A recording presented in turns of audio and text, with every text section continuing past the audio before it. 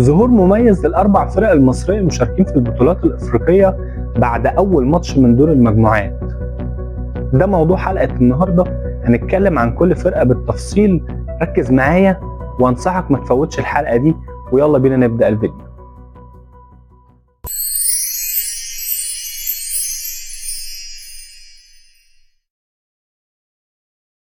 السلام عليكم ورحمة الله وبركاته. أعزائي المشاهدين عشاق الساحرة المستديرة ومحبي برنامج استوديو الكابتن، أهلا وسهلا بكم في حلقة جديدة، حلقة مميزة هنتكلم فيها عن الفرق الأربعة المشاركين في بطولة أفريقيا وبطولة الكونفدرالية. بس قبل ما نتكلم في التفاصيل فضلا وليس أمرا، اعمل لايك وسبسكرايب وفعل زر الجرس عشان يوصلك كل جديد عن الحلقات اللي جاية. وتعالى نتكلم عن النادي الأهلي وماتش الأهلي وشبيبة القبائل. الحقيقه الاهلي عمل ماتش قوي جدا قدام شبيبه القبائل، وقدر ان هو يفوز بنتيجه كبيره جدا، نتيجه 4-1. الاهلي بعت رساله لكل فرق افريقيا ان السنه دي البطوله اهلاويه بنسبه 100%. الحقيقه الاهلي ظهر في الماتش ده باداء وروح قوي جدا، وبشخصيه النادي الاهلي قدر ان هو يحقق فوز سهل وبفرق كبير. الحقيقه الماتش ده كان ممكن يخلص اكتر من كده، ولكن لعيبه النادي الاهلي في الشوط الاول اهدروا فرص كتير جدا كانت تقدر ان هي تصنع الفارق، وكانوا يقدروا الماتش يخلص 6 أو 7 بالكتير. طيب، النادي الاهلي الماتش ده شهد عودة إمام عاشور. زي ما احنا قلنا، كنا سجلنا فيديو قبل كده من 3 أسابيع وقلنا إن ماتش شبيبة القبائل هيشهد عودة اللاعب إمام عاشور، والحقيقة كان ظهور مميز جدا لإمام عاشور. إمام عاشور نزل وسجل هدف واحتفل، وقدر إن هو يقول للناس كلها إن هو إمام عاشور راجع وبقوة. وكمان مكسب كبير جدا للنادي الأهلي عودة لاعب زي إمام عاشور. هنشوف إيه اللي هيحصل في الماتشات الجاية للنادي الأهلي في بطولة أفريقيا دور المجموعات. اما بالنسبه لبيراميدز، بيراميدز اول مباراه ليه قدر ان هو يحقق الفوز بثلاثيه نظيفه لهاتريك للاعب الموهوب قطه.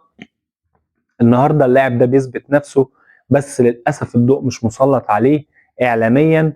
قطه لعيب كبير جدا، وبيراميدز ما بقاش قادر ان هو يستغنى عن قطه في الفتره الحاليه.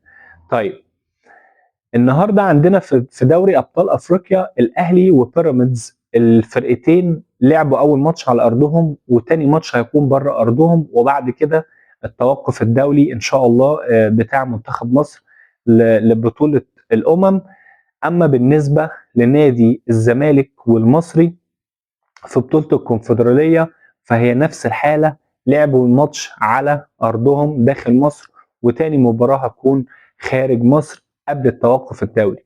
والحقيقه انا عايز اتكلم عن الزمالك. يعني نادي الزمالك الماتش النهارده بتاع زيسكو، الاداء بتاع نادي الزمالك كان وحش جدا، وجمهور الزمالك زعلان جدا من الاداء. الحقيقه اللي واضح عن نادي الزمالك ان نادي الزمالك ولاعيبه نادي الزمالك بدنيا في حاله وحشه جدا، يعني اللعيبه بدنيا واقعه. دي حاجه. الحاجه الثانيه، انا شايف ان كابتن احمد عبد الرؤوف بيبدا كل ماتش بتشكيل غلط تماما.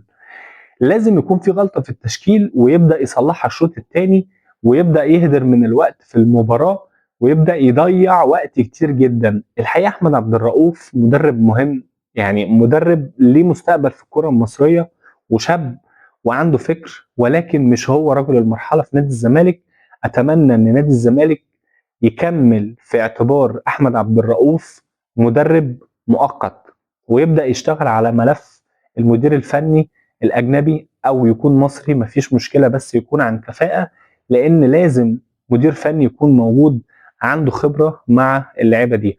الحقيقه افضل حاجه النهارده كانت موجوده في مباراه الزمالك هو جمهور نادي الزمالك اللي احيا ذكرى وفاة كابتن محمد صبري ربنا يرحمه في مشهد جميل جدا، ومشهد بيدل على الانتماء، وبيدل على ان جمهور نادي الزمالك جمهور ما بينساش الاساطير بتاعته، وجمهور ما بينساش اي لاعب لعب بتيشيرت نادي الزمالك وعمل جهد كبير بتيشيرت نادي الزمالك. الحقيقه ده كان احلى حاجه في المباراه النهارده، وهو جمهور نادي الزمالك.